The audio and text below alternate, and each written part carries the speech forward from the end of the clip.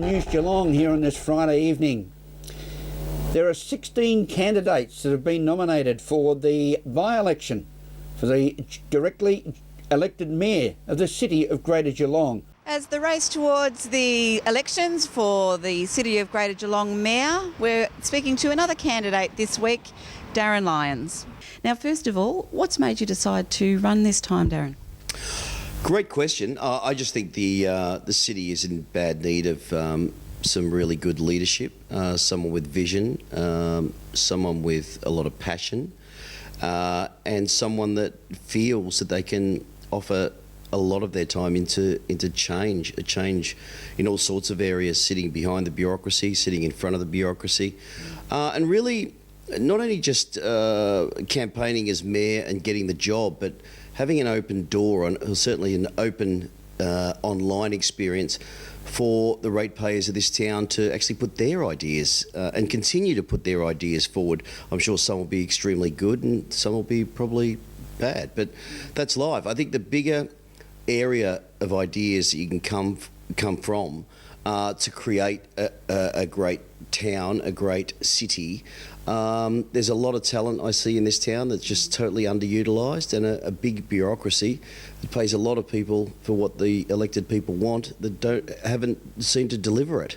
And with Keith last time, I think he tried to deliver something probably in a different way than what would normally happen through council. So I think there's a need for change, and I think there's a sweeping need for change. In fact, on the campaign trail, I think that's what I'm getting from people. They don't want to go back to the old. They don't want yesterday's mayor. They want a visionary for tomorrow, and that's what I think I'll provide for the Geelong people. So just in regards to Keith Fagg, I mean, obviously he wasn't in that game to start with. He was a businessman, as you are. Is there anything daunting about his experience that you've taken from that? No, not at all. I'm a very different man to Keith Fagg. There's no doubt about that. Keith is a very personable fella, as am I, but in a totally different sense. I think more from a leadership background. I've got a lot more experience than Keith as a total leader through business, through several committees that I've been on and chaired several companies. So, look, at the end of the day, it's a tough room in there, and you need a decision maker, not a ditherer. And I think the difference between...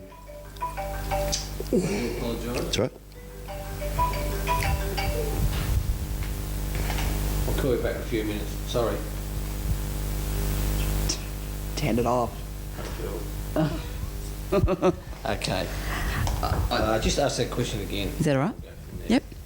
Yep. So in regards to Keith Fagg, obviously he was a very great man in the business world, as you are. Now, his falling out of the council, does that have any daunting effect on you?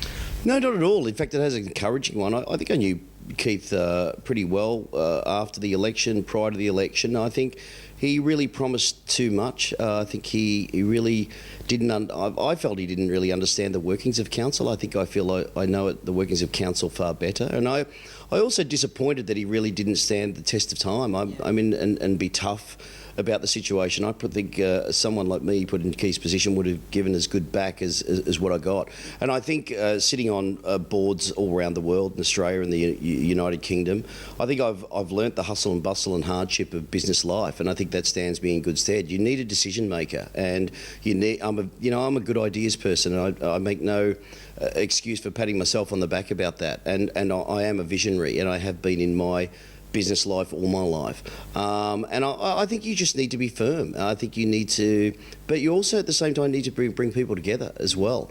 But I think he just wanted everything to be brought together, and everything would happen overnight. And there's no doubt in a political system it just doesn't work like that. And I think someone needs to understand that the changes will be made, but there is a process to make them. There's 13 councillors, and the Geelong people have got to understand that the mayor has one vote. Until we have change in 2016 or 17, you need a very strong leader to guide this council into good decisions and not bad ones. Now, you mentioned the UK, of course. You've spent a number of years over there, and I suppose a worldwide figure you are. So are there things from other cities that you've lived in that you're able to think, well, that might be good for Geelong too? Oh, absolutely. Yeah, I don't need to jet set around the world on freebies. I've done enough jet setting in my life, and I'm very happy. And I could have picked many places in the world to come back and live, and I've picked my childhood home, which I love dearly. But I do think that there are a lot of fantastic ideas that I've gathered from the abroad, which I'm not going to share straight away with the electorate, but certainly. One of my main aims is to beautify the town. I think it's old and it's grey, and I think it really needs a beautification project. Albeit, I think even the vision that is in place by the current council, you know, if it is all completed and all funded, I think it'll go a long way to improve where we are at this stage. But I still think that the streets, we need greenery, we need plants, we need flowers, we need to live more harmoniously, you know, amongst the wildlife. Hearing birds sing in the morning and not hearing mobile phones ring would be a much nicer environment to live, work and actually draw families into the city. And I've got a couple of ideas which I'm really excited about that hopefully can be put in place if I'm elected mayor. But I think it's also, you know, having that international experience behind me, I think goes a long way, because I've travelled so broadly and in very similar cities for Geelong, and probably a lot of cities that don't have the advantages Geelong have. But we've got to stop dumbing down the city. The best marketers for this town are the 200,000 people that live there, live here, and if they're promoting the city, you know, Geelong is going to be put on the map a lot more quicker. If everyone could promote the city like I promote the city, we'd be bigger and better than London, New York and Tokyo all put together. There's no question about that. But no, there's still a lot of work to do. There's a lot of work ahead. It's going to be one of the hardest jobs that I figure in my lifetime, really. But it's a passionate one. I'm not doing it for the money. I'm doing it because I love Geelong. And also from business context to political context, we need a great lobbyer. It's not all about having pretty pictures on the wall and saying I'm going to build that, because it's got to be funded. I need to get up to Canberra and knock down Tony Abbott's door and say, hey mate, you're here because of us. Yeah. And I also, with the state election in the balance in less than 12 months' time, we're going to have Mr Napthine as well, and he's going to be hearing from me quite a bit to make sure that Geelong people get their fair dues, because a lot of it goes to Melbourne. Albeit I'm very close with Robert Doyle and almost would like almost to be a master's apprentice, I suppose you'd say. He's been a terrific mayor of Melbourne.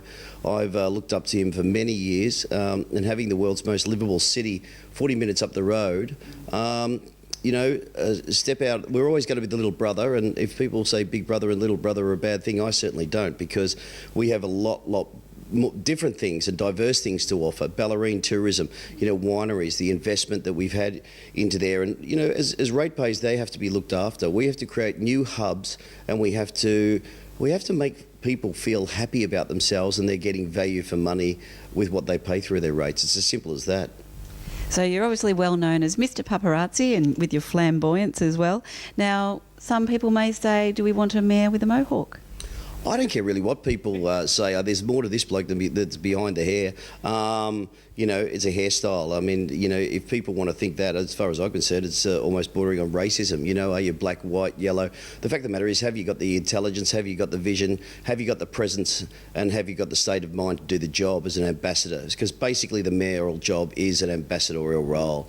I want to encourage new business here. I'm fed up with people bleating on about the old business. You know, oh, we're going to lose Fords. Are we going to lose Alcoa? Are we going to lose Shell? I'm sorry, but you know, we're not going through an industrial revolution. The industrial revolution is over. We're in an IT revolution. We have to change our minds. We have to look at new resources in terms of IT. We need to create jobs in growing areas, and that's absolutely key to the future of this city. Stop looking behind you, look forward, and I think too many people have certainly still looking over their shoulder, and that's not going to change anything. Well, we're certainly wishing you the very best in your campaign, and time will tell. Thank you very much indeed. Cheers. From the Esplanade, Meryl Friend, News Geelong. Thank you, Meryl, and thank you to Darren for allowing us the time to visit and have that talk. And we'll have more interviews with more candidates from the directly elected mayor for the City of Greater Geelong, which voting closes, postal votes, on the 23rd of November. We'll know our new mayor around that time. We'll go to a break on News Geelong and return with more news after this.